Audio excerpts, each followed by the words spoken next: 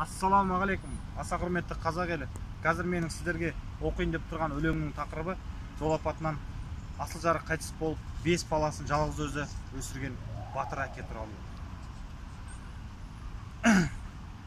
Барары алыстағы сайтыс болды, той жасалып бәйге көкпар айтыс болды.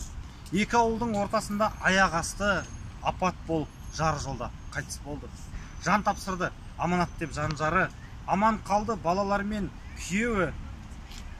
Қайғырса да өзін өз тастамай, жалғыз ана болып үйдің сүйеуі. Мазарына күнде барып тарықты, қамқорлықпен төкті нұрлы жарықты.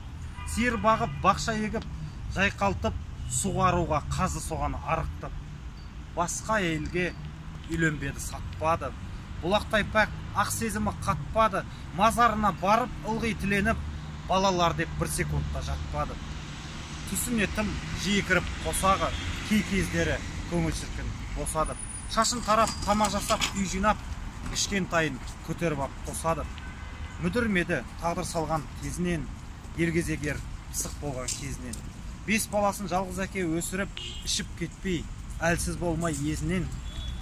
3 жыл қос қыз бұйырғаны бағына, опат болған асыл жарын сағына. Қос қызында үйлендірді той жасап, аттандырды құдалардың жағына. 3 жыл болса 3 келінді алады, даңғарадай 3 үйді де салады. Шаңырақтың иесі деп үйіне жалғыз әке кенжесінде қалады. Мазарына келді әке жарының, ұлан байтақ шегі жоғау зарының.